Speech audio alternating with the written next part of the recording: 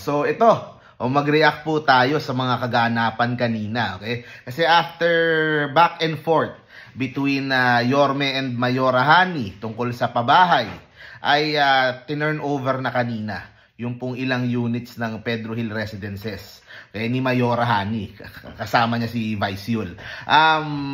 After a few days ago, pinost ni Yorme Isko na ano ba yan yung Pedro Hill Residences, tapos na, bakit hindi pa i-turn over sa mga beneficiaries. So kanina, napamigay na, marami sa nabigyan ay mga City Hall employees. Okay? Pero nagkaroon ng kontrobersya kasi po, hindi lang pinamigay ni Mayora Hani, binago po niya yung sistema na nilagay ni Yorme Isko para sa pabahay sa Maynila. Okay? At syempre, katulong niya yung konseho, yung mga naiwan sa kanya, yung mga dating kakampi ni Yorme na naiwan kay Mayora Hani para baguhin yung pong ordinansa na ginawa ni Yorme para sa mga pabahay na yun. Yung original na intensyon para sa mga pabahay na yun, binago po nila. Ginawa po nilang rent to own, okay? Yung mga condominium. Para daw hulog lang ng hulog, hindi naman nagiging sa kanila. So ito eventually daw ay magiging sa kanila. Okay? So pag-usapan natin. Maganda pakinggan na naging rent to own. Dati naman naguhulog sila ng 2,000 o 3,000 buwan-buwan.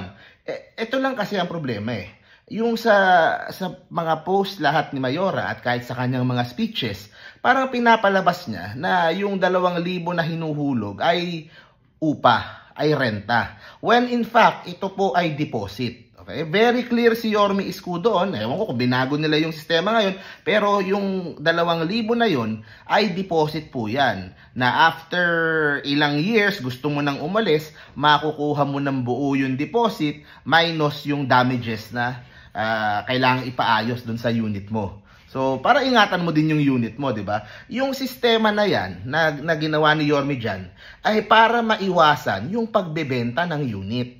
Yung kasi ang problema pag sa mga housing ng gobyerno. Okay? Kadalasan, yung mga ibang tinatawag natin na professional, di ba? Pagkakuha ng unit, di ba? Or basta nabebenta nila. At hindi naman yun yung intensyon ng gobyerno. Ang intensyon ng gobyerno ay bigyan ng matutuluyan yung mga kababayan nating nasa mga barong-barong, na nasa mga squatters area. Yun po ang intensyon niyan. So, dito sa pagbabago ni Mayora, ay hindi ko lang din sure kung ano, kasi hindi naman trabaho ng gobyerno na maging parang real estate company na i-handle lahat yun. Hindi po hindi ko alam kung may kakayahan yung City Hall na i-manage po na gano'n, na parang rent to own, na parang binebenta yung mga condo units sa murang halaga. And sumunod doon, yung rent to own na yan, hindi ko din sure kung gaano katagal, ilang taon ba yan bago matapos bayaran?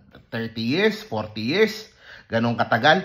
Dito kay Yorme, yung hinuhulog mo, deposit lang. Kay deposit lang siya. After 10 years, gusto mo nang lumipat ng bahay, makukuha mo ng buo. Yung pong hinuhulog mo.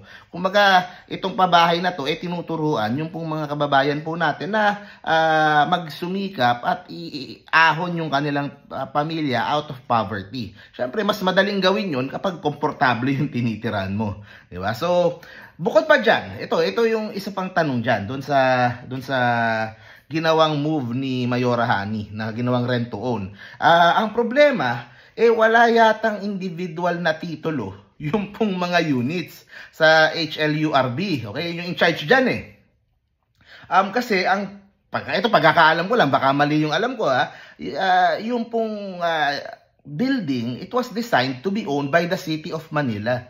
So walang individual titles, yung pong mga condo unit. So hindi ko sure kung paano maiaayos yan. Baka naman umasa yung pong mga maghuhulog na balang araw magiging sa kanila o ano po tapos may problema pala sa ganyan, hindi pala mapatituluhan, di ba? So kasi nagagamit kasi for election period para lang kumbaga pinamigay mo yung mga bahay ng hindi sumisikat si Yorme Isko kasi kumbaga yung credit mapupunta sa iyo kasi yung kay Yorme ganyan, sa akin ganito, 'di ba? Pero the truth of the matter is yung kay Yorme Isko libre yung pagstay mo doon. Naghuhulog ka lang ng deposit. Kumbaga parang nag-iipon ka lang para matuto yung mga nakatira na mag-ipon, di ba? So yun ang nakakalungkot dito sa buong sitwasyon na to ng pabahay, di ba? Kasi ang ganda na nung sinetap ni Yorme Isko.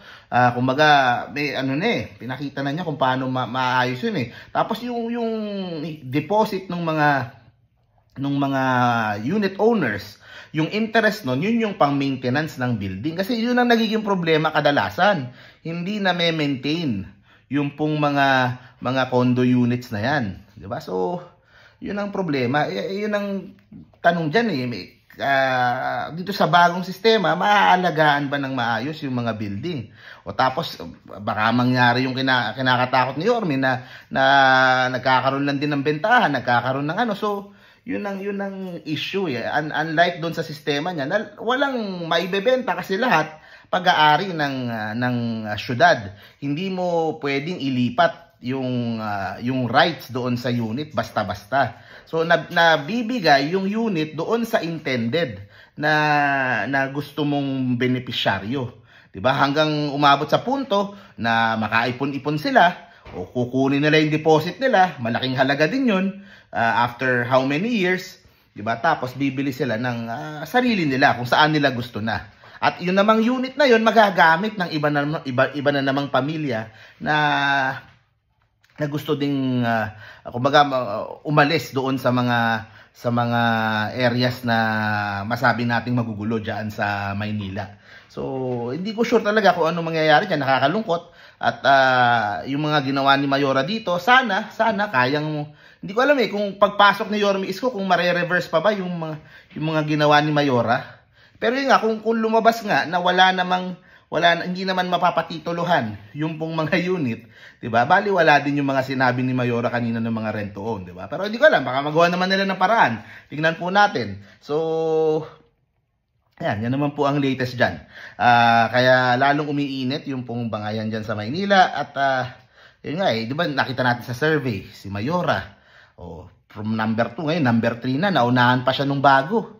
Kabago-bago nung Sam Versosa, ngayon lang naman pumasok sa politika sa Maynila yan. Naunahan pa si Mayora. So may problema eh.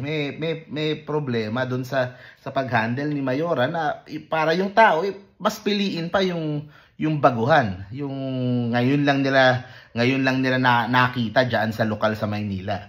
So anyway, yan po, tuloy-tuloy lang po yung coverage po natin. Ang bukas, bawat barangay maikutan. Magsisimula na tayo sa Maynila. So yung mga taga-Tondo, kita-kita po tayo bukas. District 1 muna tayo.